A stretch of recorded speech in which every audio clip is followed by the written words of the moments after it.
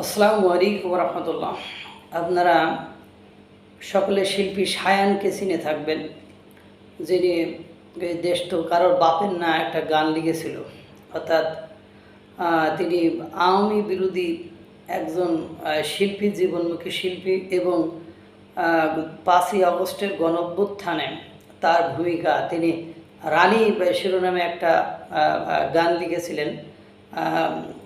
ফ্যাসিবাদ বিরোধী গণঅভ্যুত্থান আন্দোলনের নাহিদ, সারজিদ, হাসনাত এদেরকে উৎসাহিত করার জন্য একেবারে মাঠে নেমে গিয়েছিলেন সংগ্রামে বা এই গণঅভ্যুত্থানে। সে আজকে স্পষ্ট করে যা বলে দিয়েছে, তাতে করে এনসিপির একেবারে বেশি আউট হইয়া গিয়াছে।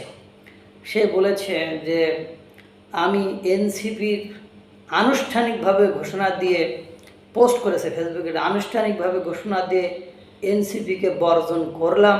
আমি এনসিপি, জামাত বা ওই মনা সংগঠন বা রাজনৈতিক দলগুলোকে ভোট তো দিবই না, এবং অন্যদেরকেও বলবো তারাও যেন এদের থেকে বিরত থাকে।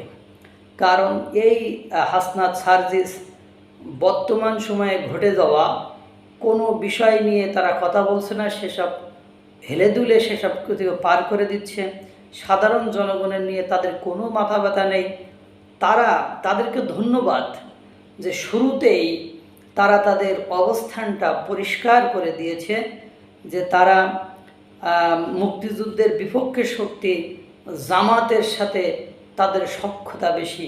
কয় আমি 71 দেখিনি, 71-এর পরে জন্ম নিয়েছি, তাই বলে কি আমি 71-কে উপলব্ধি করি না?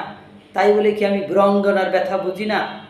তারা রাজাকারের মুক্তিতে আনন্দ উল্লাস করে, পোস্ট করে, তাদের সাথে বুকে বুক মিলিয়ে চলে।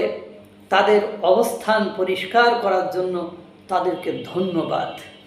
এবং বলেছে আরও অনেক কথাই বলেছে, যে বর্তমান সমসাময়িক অবস্থায় তারা কোনো বিষয় নিয়ে কথা বলছে না, পোস্ট করছে না, তারা জনগণের উন্নয়ন কল্যাণের জন্য কোনো কাজ করছে না। তারা একটা নতুন আর একটা সঞ্চয় তৈরি করেছে, আওয়ামী বিরোধী নতুন সঞ্চয়। তারা শুধু এটাই ন্যারেটিভ হিসাবে চালাতে চায় বা এটাই জনগণকে বোঝাতে চায়। আসলে তাদের লক্ষ্য উদ্দেশ্য এখন সম্পূর্ণরূপে ভিন্ন খাতে প্রবাহিত হচ্ছে। তারা এখন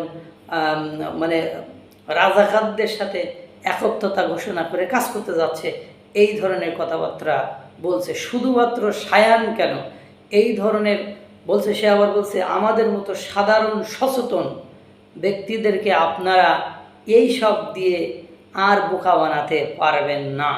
এবং শুধু এরা নয়, পাশাপাশি এই হাসনাত, এই সার্জিসরা সেনাবাহিনীকেও তাদের বিরোধী দল হিসাবে একটা দাঁড় করিয়ে ফেলেছে। সেনাবাহিনী একসময় মব করলে যাদের উপর মব করতো তাদেরকে গ্রেপ্তার করতো, পুলিশও একসময় মব যারা সৃষ্টি করতো এদেরকে না ধরে ওই যে যাকে অত্যাচার করতো তাকে ধরতো। কিন্তু রিসেন্টলি আমরা দেখেছি যে যেখানে মব সৃষ্টি করতে যাচ্ছে, যে ধানমন্ডিতে ঘটনা আপনারা দেখেছেন, যারা মব সৃষ্টি করতে গিয়েছিল তাদেরকে গ্রেপ্তার করেছে। আজকে আপনারা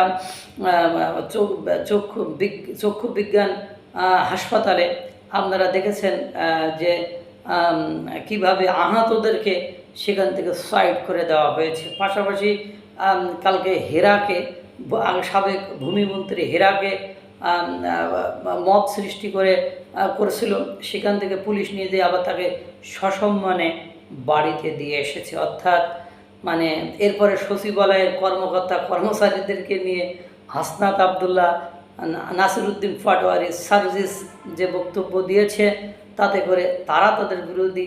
এবং পাশাপাশি বিএনপিকে প্রতিনিয়ত হাসনাত, সার্জিস যেসব আঘাতজনক কথা বলছে, তাতে করে তারা তাদের দিক থেকে সরে এসেছে। অর্থাৎ ডক্টর মোহাম্মদ ইউনূসের কিছুদিন পরে একটা গান গাইতে হবে, আমি একা, শুধু একা। আল্লাহ তাআলা সকলকে ভালো রাখুন, সুস্থ রাখুন। আসসালামু আলাইকুম রহমতুল্লাহ।